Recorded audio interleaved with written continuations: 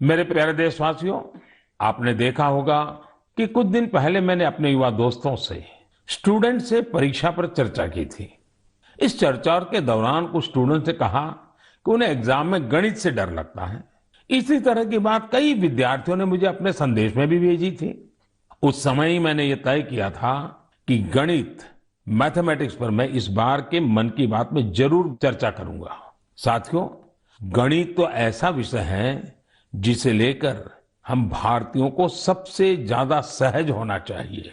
आखिर गणित को लेकर पूरी दुनिया के लिए सबसे ज्यादा शोध और योगदान भारत के लोगों ने ही तो दिया है। शून्य यानी जीरो की खोज और उसके महत्व के बारे में आपने खूब सुना भी होगा। अक्सर आप ये भी सुनते होंगे कि अगर जीरो की खोज न होती तो शायद हम दुनिया की इतनी वैज्ञानिक प्रगति भी न देख पाते।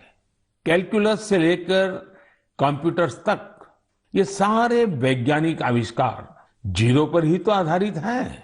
भारत के गणितज्ञों और विद्वानों ने यहां तक लिखा है कि यत् किंचित वस्तु तत्सर्वम, यत् किंचित वस्तु तत्सर्वम गणितेन बिना नहीं, गणितेन बिना नहीं।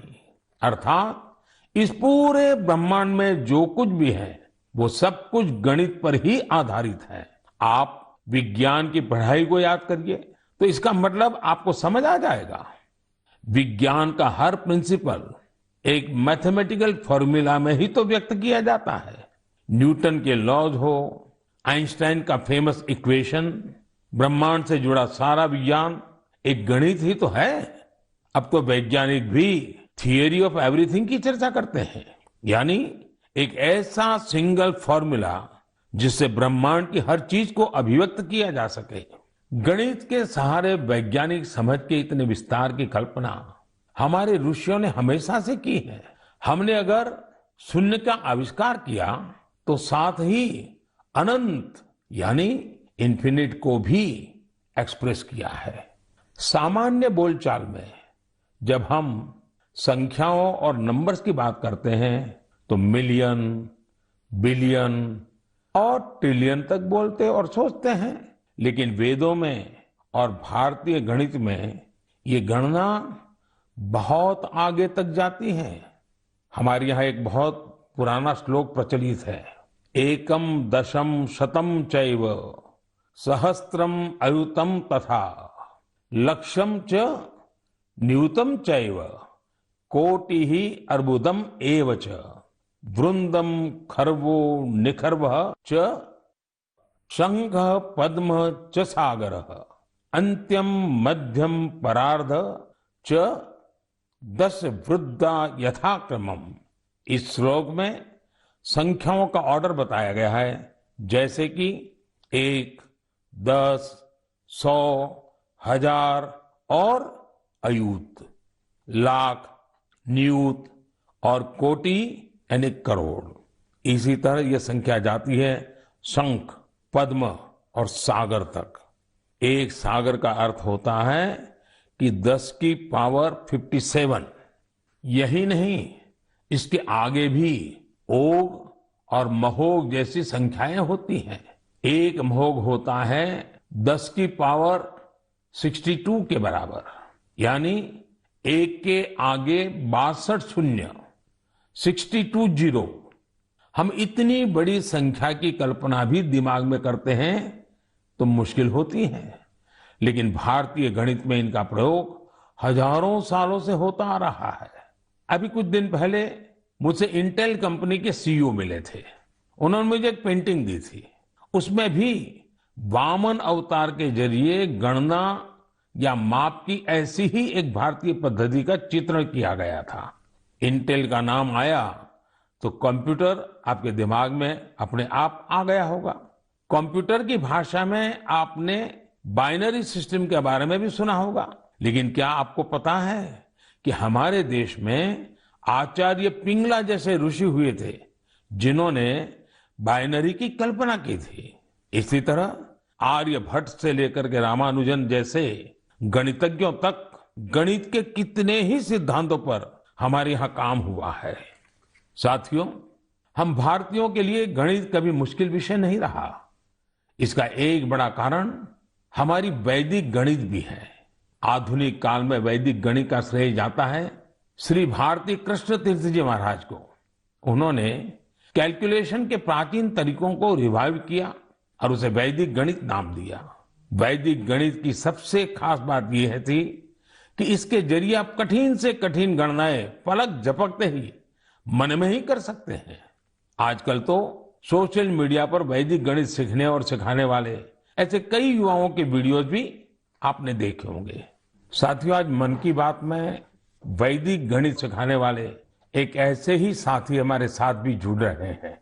ये साथी हैं कोलकाता के गौरव टेकरीवाल जी, और वो पिछले 2-2.5 दशक से वैदिक मैथमेटिक इस मूवमेंट को बड़े समर्पित भाव से आगे बढ़ा रहे हैं। आइए उनसे ही कुछ बातें करते हैं। गौरव जी, नमस्ते। नमस्ते सर। मैंने सुना है कि आप वैदिक मैथ्स के लिए काफी रुचि रखते हैं, बहुत कुछ करते हैं। तो पहले तो मैं आपके विषय में कुछ जानना चाहूंगा और बाद में इस विषय में आपकी रुचि कैसे है, जरा मुझे बताइए। सर, मैं 20 साल पहले जब बिजनेस स्कूल के लिए अप्लाई कर रहा था तो उसकी कॉम्पिटिटिव एग्जाम होती थी जिसका नाम है कैट। उसमें बहुत सारे गणित के सवाल आते थे जिसको कम समय में करना पड़ता था।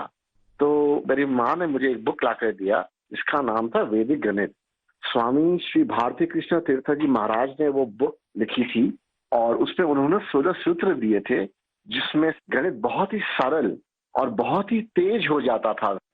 जब मैंने वो पढ़ा तो मुझे बहुत प्रेरणा मिली और फिर मेरी रुचि जागृत हुई मैथमेटिक्स में। मुझे समझ में आया कि ये सब्जेक्ट जो भारत की देन है, जो हमारी धरोहर है, उसको विश्व के कोने कोने में पहुंचाया जा सकता है। तब से मैंने इसको एक मिशन बनाया कि वैदिक गणित को विश्व के कोने कोने में पहुंचाया जाए, क्योंकि गणित की डर सर हर जन को सताती है और वैदिक गणित से सरल और क्या हो सकता है। गौरव जी, कितने सालों से आप इसमें काम कर रहे हैं? मुझे आज हो गए करीबन 20 साल सर, मैं उसमें ही लगा हुआ हूँ। और अवेयरनेस के लिए क्या करते हैं, क्या क्या प्रयोग करते हैं, कैसे जाते हैं लोगों के पास? हम लोग स्कूल्स में जाते हैं, हम लोग ऑनलाइन शिक्षा देते हैं। हमारी संस्था का नाम है वैदिक मैथ्स फोरम इंडिया। उस संस्था के तहत हम लोग इंटरनेट के माध्यम से 24 घंटे वैदिक मैथ्स पढ़ाते हैं सर। गौरव जी, आप तो जानते हैं मैं लगातार बच्चों के साथ बातचीत करना पसंद भी करता हूं और मैं अवसर ढूंढता रहता हूं। और एग्जाम वॉरियर से तो मैं बिल्कुल एक प्रकार से मैंने उसको इंस्टीट्यूशनलाइज कर दिया है। और मेरा भी अनुभव है कि ज्यादातर जब बच्चों से बात करता हूं तो गणित का नाम सुनते ही वो भाग जाते हैं। और तो मेरी कोशिश यही है कि ये बिना कारण जो एक हाव पैदा हुआ है उसको निकाला जाए, ये डर निकाला जाए। और छोटी छोटी टेक्निक जो परंपरा से है, क्योंकि भारत गणित के विषय में कोई नया नहीं है, शायद दुनिया में पुरातन परंपराओं में भारत के पास गणित की परंपरा रही है। तो एग्जाम वॉरियर को डर निकालना है तो आप क्या कहेंगे उनको? सर, ये तो सबसे ज्यादा उपयोगी है बच्चों के लिए, क्योंकि एग्जाम का जो डर होता है, जो हवा हो गया है हर घर में। एग्जाम के लिए बच्चे ट्यूशन लेते हैं, पेरेंट्स परेशान रहते हैं, टीचर्स भी बहुत परेशान होते हैं। तो वैदिक गणित से ये सब छू मंतर हो जाता है। इस साधारण गणित की अपेक्षा में वैदिक गणित 1500% तेज है और इससे बच्चों में बहुत कॉन्फिडेंस आता है और दिमाग भी तेजी से चलता है। जैसे हम लोग वैदिक गणित के साथ योग भी इंट्रोड्यूस किए हैं, जिससे कि बच्चे अगर चाहे तो आंख बंद कर भी कैलकुलेशन कर सकते हैं वैदिक गणित पद्धति के द्वारा। वैसे ध्यान की जो परंपरा है उसमें भी इस प्रकार से गणित करना, वो भी ध्यान का एक प्राइमरी कोर्स भी होता है। Right sir. चलिए गौरव जी, बहुत अच्छा लगा मुझे, और आपने मिशन मोड में इस काम को उठाया है और विशेष करके आपकी माताजी ने एक अच्छे गुरु के रूप में आपको इस रास्ते पर ले गई और आज आप लाखों बच्चों को उस रास्ते पर ले जा रहे हैं। मेरी तरफ से आपको बहुत बहुत शुभकामनाएं। शुक्रिया सर, मैं आपका आभार व्यक्त करता हूँ सर कि वैदिक गणित को आपने महत्व दिया और मुझे चुना सर, तो वी आर वेरी थैंकफुल। बहुत बहुत धन्यवाद। नमस्कार। नमस्ते।